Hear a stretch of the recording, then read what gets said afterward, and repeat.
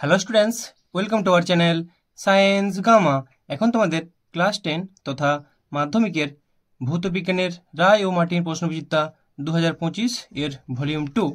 এখানে তোমাদের যে চ্যাপ্টার ওয়াইজ সাজেশনগুলো দেওয়া হয়েছে তার মধ্যে এখানে ইউনিট 4 তাপের ঘটনাসমূহ, এর মধ্যে আবার যে 4.1টা আছে অর্থাৎ তাপীয় প্রসারণ, পেজ নাম্বার 786। এর অন্তর্গত যে সমস্ত অতি সংক্ষিপ্ত উত্তরধর্মী প্রশ্ন আছে, যে একটি বাক্যে উত্তর দাও, এর অ্যান্সারগুলো এই ভিডিওটিতে দেব। তো তোমাদের এভাবে অ্যান্সার দেওয়া হচ্ছে।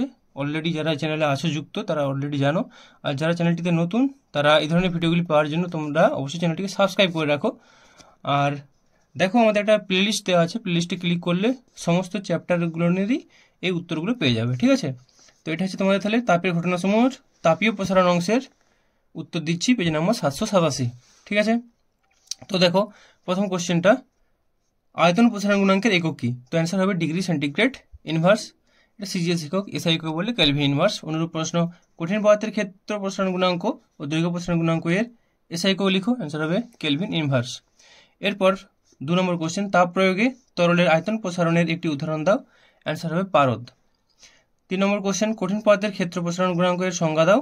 তো কঠিন পদার্থের ক্ষেত্র প্রসারণ গুণাঙ্ক এটা তোমাদের আমি দেখিয়ে দিচ্ছি যে ভট্টাচার্য বাদাসের টেক্সট বই থেকে। ঠিক আছে, যে ভট্টাচার্য বাদাসের টেক্সট বুক, পেজ নাম্বার 27, ক্ষেত্র প্রসারণ গুণাঙ্ক।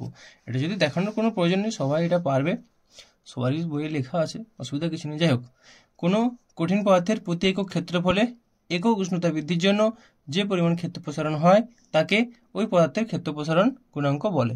এটি হলো অ্যান্সার। চলো পরের কোশ্চেন কি আছে। কঠিন পদার্থের ক্ষেত্র প্রসারণ হলো 4 নম্বর কোশ্চেন, লোহা, ইনভার ও তামার মধ্যে সবচেয়ে কম দৈর্ঘ্য প্রসারণ গুণাঙ্ক কোনটির? সঠিক অ্যান্সার হবে ইনভার। এরপরে কোশ্চেন, অথবাটা এমন একটি পদার্থের নাম লেখো যার উষ্ণতা বাড়লে কার্যত কোনো প্রসারণ হয় না, অ্যান্সার হবে ইনভার। এরপর 5 দাগের কোশ্চেনটা, স্থির চাপে গ্যাসের আয়তন প্রসারণ গুণাঙ্কের মান কত? 1/273 পার ডিগ্রি সেন্টিগ্রেড। অথবাটা স্থির আয়তনে আদর্শ গ্যাসের চাপ প্রসারণ গুণাঙ্কের মান কত? এটাও একই হবে, 1/273 পার ডিগ্রি সেন্টিগ্রেড। এরপর 6 কোশ্চেন, তরল পদার্থের প্রকৃত ও আপাত প্রসারণ গুণাঙ্কের মধ্যে সম্পর্ক কি? তো লিখবো আমরা প্রকৃত প্রসারণ গুণাঙ্ক সমান আপাত প্রসারণ গুণাঙ্ক প্লাস পাত্রের উপাদানের প্রসারণ গুণাঙ্ক। ঠিক আছে, প্রকৃত প্রসারণ গুণাঙ্ক সমান আপাত প্রসারণ গুণাঙ্ক প্লাস পাত্রের উপাদানের প্রসারণ গুণাঙ্ক। চলো পরের কোশ্চেন, 17 কোশ্চেন, আয়তন প্রসারণ গুণাঙ্কের মাত্রিয় সংকেত লেখো, অথবা কঠিনের দৈর্ঘ্য প্রসারণ গুণাঙ্কের মাত্রিয় সংকেত লেখো। তো আয়তন প্রসারণ হোক, দৈর্ঘ্য প্রসারণ হোক বা ক্ষেত্র প্রসারণ হোক, সবের মাত্রিক সংকেত হবে থিটা ইনভার্স। এটা আমি স্মল থিটা লিখেছি, ক্যাপিটাল থিটা দিয়েও লেখা যায়। ঠিক আছে, ক্যাপিটাল থিটা হলে গোল করে তার ভিতরে এইচ করতে হয়। যাই হোক, থিটা ইনভার্স এরকম লিখলেই চলবে। চলো এরপর 8 কোশ্চেন, কঠিন তরল ও গ্যাসের মধ্যে কোনটির তাপীয় প্রসারণ সবচেয়ে বেশি? অ্যান্সার হচ্ছে তাপীয় প্রসারণ বেশি গ্যাসের। এরপর 9 নম্বর কোশ্চেন, কোনো কঠিন পদার্থের দৈর্ঘ্য প্রসারণ গুণাঙ্ক সেলসিয়াস স্কেলে যদি আলফা সি হয়, ফারেনহাইট স্কেলে যদি আলফা এফ হয়, তাহলে এদের মধ্যে সম্পর্ক কি? তাহলে সম্পর্কটা হবে আলফা এফ সমান 55 আলফা সি। এরপরে কোশ্চেন, দ্বিধাতব পদ কি? তো তোমাদের অ্যান্সারটা আমি ভট্টাচার্য বাদাস, পেজ নাম্বার 26 থেকে দেখিয়ে দিচ্ছি। তাহলে এটা লিখবে যে সাধারণ উষ্ণতায় সমান দৈর্ঘ্য, প্রস্থ ও বেধযুক্ত দুটি ভিন্ন ধাতুর পাতকে রিভেট করে দিলে বা নাচি দিয়ে আটকে দিলে ওই ধাতু যুগ্মকে দ্বিধাতব পদ বলে। ঠিক আছে, এটি অ্যান্সার। এরপরে কোশ্চেন কি আছে দেখে নাও, তরলের প্রকৃত প্রসারণ গুণাঙ্ক বলতে কি বোঝায়? এটাও তোমাদের আমি ভট্টাচার্য বাদাস এর বই থেকে দেখিয়ে দিচ্ছি, পেজ নাম্বার 29। তা দেখো, তরলের প্রকৃত প্রসারণ গুণাঙ্কের সংজ্ঞাটা, প্রতি ডিগ্রি উষ্ণতা বৃদ্ধির জন্য কোনো তরলের একক আয়তনে যে প্রকৃত প্রসারণ হয় তাকে ওই তরলের প্রকৃত প্রসারণ গুণাঙ্ক বলে। যেহেতু 1 নম্বরের কোশ্চেন, এটুকু লিখলে যথেষ্ট। চলো এরপরের কোশ্চেন কি আছে, তরলের আপাত প্রসারণ গুণাঙ্ক কাকে বলে? তো ওখানেই আছে 29 পেজেই, প্রতি ডিগ্রি উষ্ণতা বৃদ্ধির জন্য কোনো তরলের একক আয়তনে যে আপাত প্রসারণ হয় তাকে ওই তরলের আপাত প্রসারণ গুণাঙ্ক বলে। এরপরে কোশ্চেন কি আছে, কঠিন পদার্থের ক্ষেত্রে দৈর্ঘ্য প্রসারণ গুণাঙ্ক আলফা, ক্ষেত্রফল প্রসারণ গুণাঙ্ক বিটা, আয়তন প্রসারণ গুণাঙ্ক গামা, এদের মধ্যে সম্পর্ক কি? তাহলে আলফা সমান বিটা বাই 2 সমান গামা বাই 3। এরপর 14 নম্বর কোশ্চেন, লোহা, ইনভার, তামা, অ্যালুমিনিয়াম, পিতল এর মধ্যে কার দৈর্ঘ্য প্রসারণ গুণাঙ্কের মান সবচেয়ে বেশি? সঠিক অ্যান্সার হবে অ্যালুমিনিয়াম। এরপর 15 নম্বর কোশ্চেন, তরলের প্রকৃত প্রসারণ কোন কোন বিষয়ের উপর নির্ভরশীল? তো লিখবো তরলের উপাদানের প্রকৃতির উপর এবং উষ্ণতা পরিবর্তনের উপর। এরপর 16 নম্বর কোশ্চেন, তরলের প্রকৃত প্রসারণ গুণাঙ্ক ও আপাত প্রসারণ গুণাঙ্কের মধ্যে কোনটির মান বেশি? অ্যান্সার হবে প্রকৃত প্রসারণ গুণাঙ্কের মান বেশি। 17 নম্বর কোশ্চেন, পিতল ও লোহার দ্বিতীয় পাতকে ঠান্ডা করলে বাঁকের ভিতরের দিকে কোন পাত থাকবে? তো বাঁকের ভিতরে থাকবে পিতল। অনুরূপ প্রশ্ন, পিতল ও লোহার দ্বিতীয় পাতকে উত্তপ্ত করলে বাঁকের ভিতরে ভিতরের দিকে কোন পাত থাকবে? তাহলে হবে লোহা। এরপর 18 নম্বর প্রশ্ন, কোন শর্তে তরলের আপাত প্রকৃত প্রসারণ গুণাঙ্কের মান সমান হয়? লিখবে পাত্রের উপাদানের প্রসারণ গুণাঙ্ক শূন্য হলে, পাত্রের উপাদানের প্রসারণ গুণাঙ্ক শূন্য হলে এটি শর্ত। এরপর 19 নম্বর কোশ্চেন, থার্মোস্ট্যাট বা উষ্ণতা নিয়ন্ত্রক যন্ত্র কি কাজে লাগে? বৈদ্যুতিক ইস্ত্রিতে, বৈদ্যুতিক চিল্লিতে, স্বয়ংক্রিয় সুইচ হিসেবে অগ্নি নির্বাপক যন্ত্রে ইত্যাদিতে ব্যবহার করা হয়। এরপর 20 নম্বর প্রশ্ন, একটি বিকারে 4 ডিগ্রি সেন্টিগ্রেড উষ্ণতায় জল কানায় কানায় পূর্ণ, উষ্ণতা কমালে বা বাড়ালে কি হবে? তাহলে বলবো বিকার থেকে জল উপচে পড়বে, বিকার থেকে জল উপচে পড়বে। এরপর 21 নম্বর কোশ্চেন, ইনভার কি? তাহলে বলবো লোহা ও নিকেলের একটি সংকর ধাতু হলো ইনভার। এরপর 22 নম্বর কোশ্চেন, তাপ প্রয়োগে আয়তন কমে এমন একটি পদার্থের উদাহরণ দাও। তাহলে বলবো 0 ডিগ্রি সেন্টিগ্রেড থেকে 4 ডিগ্রি সেন্টিগ্রেড উষ্ণতা বৃদ্ধিতে জলের আয়তন কমে। তাহলে উষ্ণতা বৃদ্ধি হচ্ছে মানে তাপ প্রয়োগ হচ্ছে, তাহলে আয়তন কিন্তু কমে যাচ্ছে জলের ক্ষেত্রে, বা তিক্রান্ত প্রসারণ দেখা যায়।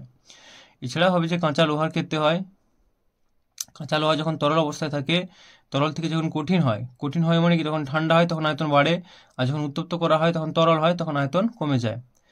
আচ্ছা যাই হোক, এরপর 23 নম্বর কোশ্চেন, তরলের প্রকৃত আপাত প্রসারণ গুণাঙ্কের মধ্যে কোনটির মান ধ্রুবক নয়?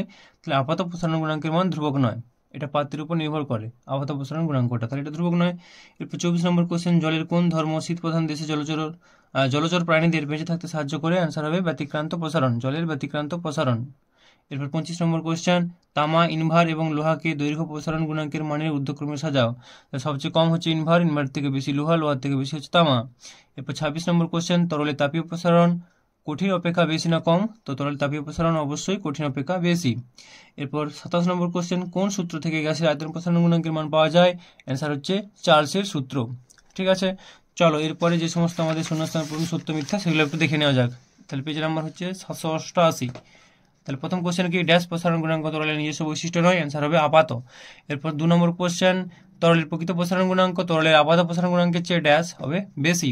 এরপর 3 নম্বর প্রশ্ন, দৈর্ঘ্য প্রসারণ গুণাঙ্ক ড্যাশ পদার্থের ক্ষেত্রে প্রযোজ্য? অ্যান্সার হবে কঠিন।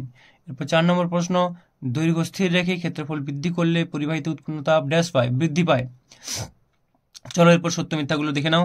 একের দাগেরটা, কঠিনের দৈর্ঘ্য প্রসারণ গুণাঙ্কের মান সেলসিয়াস স্কেল ও কেলভিন স্কেলে একই হয়, এটা অবশ্যই সত্য। এরপর 2 নম্বর প্রশ্ন, তামা, ইনভার ও লোহার মধ্যে লোহার রৈখিক প্রসারণ গুণাঙ্ক বা দৈর্ঘ্য প্রসারণ গুণাঙ্ক সর্বনিম্ন, এটা মিথ্যা, এটা ইনভার হতো। এরপর 3 নম্বর প্রশ্ন, কোন তরলের প্রকৃত প্রসারণ তরলটি যে পাত্রে রাখা হয় তার প্রসারণের উপর নির্ভর করে, এটা অবশ্যই মিথ্যা, প্রকৃত প্রসারণ পাত্রের প্রসারণের উপর নির্ভর করে না। 4 নম্বর প্রশ্ন, দৈর্ঘ্য প্রসারণ গুণাঙ্কের এককে দৈর্ঘ্যের একক নেই, অবশ্যই এটা সত্য, কারণ পার ডিগ্রি সেন্টিগ্রেড লিখি আমরা, অর্থাৎ ডিগ্রি সেন্টিগ্রেড তো উষ্ণতার একক, তা দৈর্ঘ্যের একক নেই। যাই হোক, চলো 5 নম্বর প্রশ্ন, সব গ্যাসের আয়তন প্রসারণ গুণাঙ্কের মান একই হয়, সত্য। 6 নম্বর প্রশ্ন, কঠিন পদার্থের দৈর্ঘ্য প্রসারণ গুণাঙ্ক তার প্রাথমিক দৈর্ঘ্যের উপর নির্ভরশীল, এটা হবে মিথ্যা, প্রাথমিক দৈর্ঘ্য কি তার উপর ডিপেন্ড করছে না, দৈর্ঘ্য প্রসারণ গুণাঙ্কটা, যেহেতু গুণাঙ্ক বলেছে।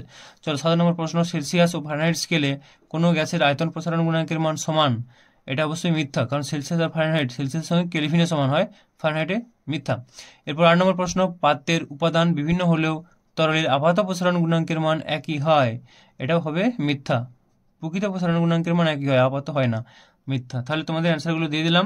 এভাবে তোমাদের এর পরবর্তী যে পার্টটা আছে তার অ্যান্সারগুলো দেবো, অর্থাৎ তাপের যে পরিবহন দেওয়া আছে, তাপের পরিবহনে তোমাদের যে অতি সংক্ষিপ্ত উত্তরণী প্রশ্ন এর পরের ভিডিওটিতে তোমরা পেয়ে যাবে।